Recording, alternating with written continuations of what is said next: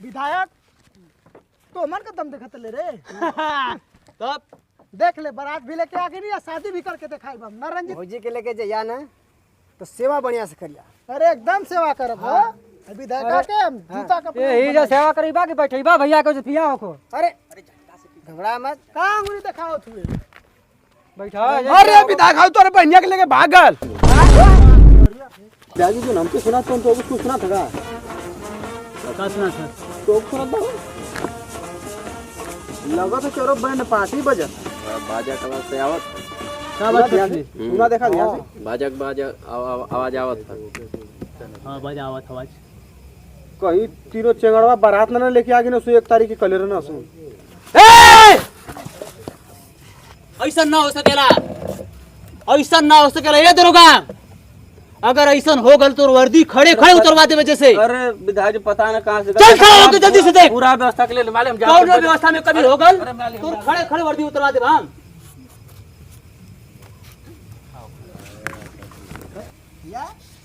एकदम चला एकदम। अरे भैया भाऊ कौन है भौजी की जगह कितना सुंदर लगे थे। अरे सुंदर के छोड़, हाउ कौन है? हाउ कौन है हाउ? अरे उ चंगड़ा कौन बैठल है ए धर धर देखो के ऊपर तला साफ करला हमर गौवा में जाके विधायक हमरे संग गद्दारी कइला अरे ई पतलवा साफ करला का वह लगा था वह आइबा करे वह लगा था क्या जन मांगत रहो मन से हां वह गौवा में गाजा पियला हुआ का वह गद्दारी करत कारे बेटा। अरे ये काहे बैठल है जी भैया के शादी है न करे रसो घर विधायक के बने से भैया के शादी है वो काहे बैठल है। अरे विधायक का मंगलम तरो हरि देखा गद्दारी किला रंजित हमरे संग कहिना बहुत बढ़िया चल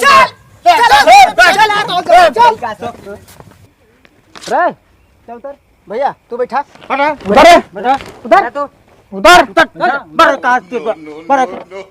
चलो भैया बैठा भैया दूल्हा हुआ तो क्यों दूसरा ना बैठी समझ ले कि ना ले भैया तू बैठा।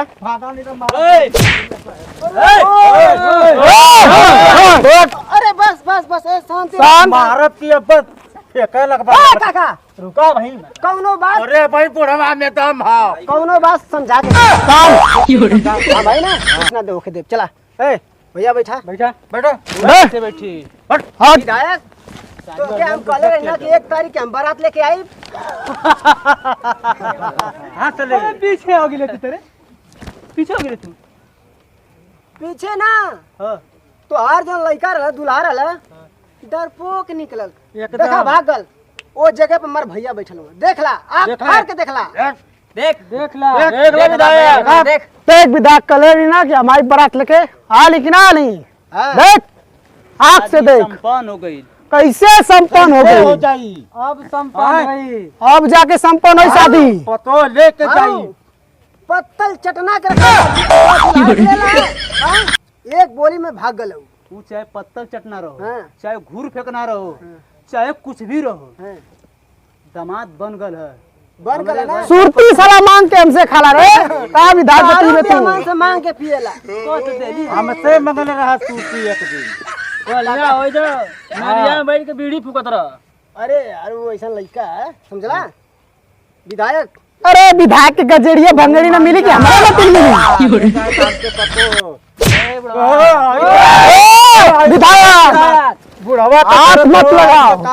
करे कौन चूड़ी पहले हुआ कार रे काका रुका भाई हम बुढ़ौती में दाम है बस बस काका मान गई नहीं हम तो से कले लीलाम कि तोरे से कुत्ता से शादी ना करे बहन को चल चल अरे विधायक ठीक ना कर तू विधायक विधायक हमारे भाई का हाथ खींच दे हमसे बर्दाश्त ना हुई का कली तू हाँ?